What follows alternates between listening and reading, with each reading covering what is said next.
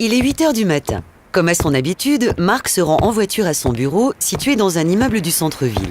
À son arrivée, son véhicule prend vie. Dans l'habitacle, des commandes textiles contextuelles s'activent au fur et à mesure.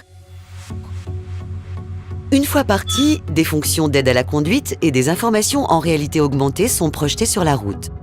Du bout des doigts, il navigue dans sa médiathèque et sélectionne sa playlist préférée.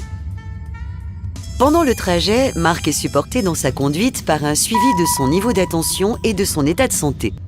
Il prend la direction de la voie rapide automatique qui mène à l'hypercentre pour passer par la station express de recharge énergétique. La voiture se décharge de son combustible oxydé à la station de récupération. Il sera par la suite introduit dans la chaîne de recyclage pour être réutilisé par d'autres véhicules.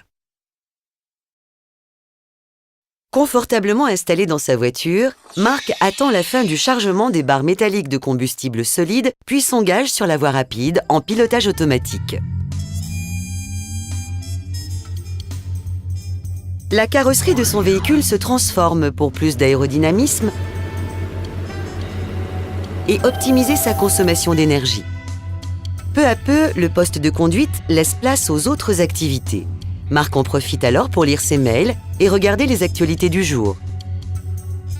De temps à autre, il regarde la route pour activer quelques fonctions par le regard.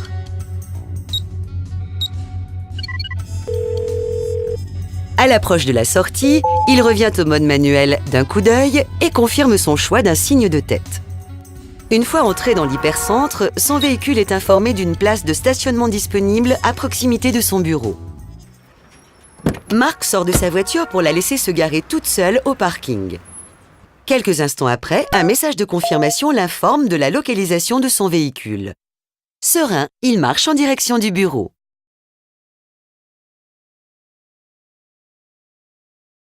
C'est le grand départ en vacances. Comme à son habitude, la famille Corinthe a réservé un module roulant pour les enfants et leurs bagages en complément de leur véhicule partagé. Sur son smartphone, Sophie, la maman, est guidée jusqu'à l'emplacement où le dernier utilisateur a garé leur véhicule. À son approche, la voiture ouvre ses paupières de protection en signe de reconnaissance. À bord, Sophie retrouve toutes ses préférences de conduite et de personnalisation. Puis les rétroviseurs se règlent automatiquement au niveau de son regard. Au démarrage, son véhicule lui propose de la conduire en direction du module loisir qu'elle a réservé. Arrivé au hub central, son module partagé se raccorde automatiquement au module complémentaire qu'elle a réservé. Une fois les bagages chargés et les enfants installés, la petite famille traverse la ville dans le but de rejoindre la voie automatique. Son itinéraire se recalcule automatiquement en fonction de l'état de charge de la batterie, du trafic, des conditions topographiques et environnementales. Dans l'habitacle, les textiles intelligents créent une ambiance apaisante qui participe au confort des enfants. À l'avant, Philippe branche sa lampe de luminothérapie pour une ambiance plus tonifiante. L'intensité de la lampe s'adapte automatiquement aux autres sources lumineuses du véhicule afin de ne pas éblouir Sophie. En entrant sur la voie rapide, la voiture passe en mode autonomie maximale. Le système de communication intervéhicule s'active pour optimiser le trafic et se connecter au réseau social multimédia.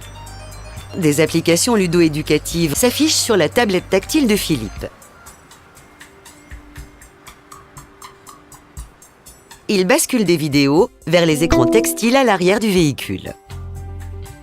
Tous les appareils électroniques des passagers sont alors utilisés pour supporter la puissance de calcul nécessaire au système multimédia. 2 heures plus tard, la famille décide de faire un arrêt sur une aire de repos. Sophie se gare à proximité d'une borne électrique, tandis que la batterie du véhicule se recharge. Philippe prend connaissance des options d'échange énergétique sur le réseau. En raison de la forte chaleur, le véhicule ferme ses paupières protectrices pour conserver la fraîcheur de l'habitacle. À table, Sophie jette un œil sur le verrouillage des 2 modules roulants depuis l'interface véhicule sur son smartphone. Tout va bien. 15 minutes plus tard, la petite famille décide de repartir. En route pour les vacances.